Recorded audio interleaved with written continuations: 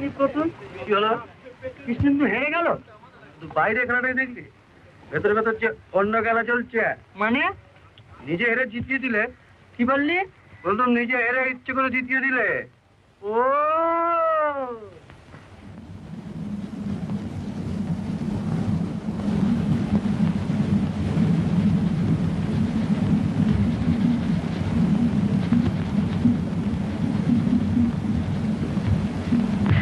আজ আমার কত আনন্দের দিন।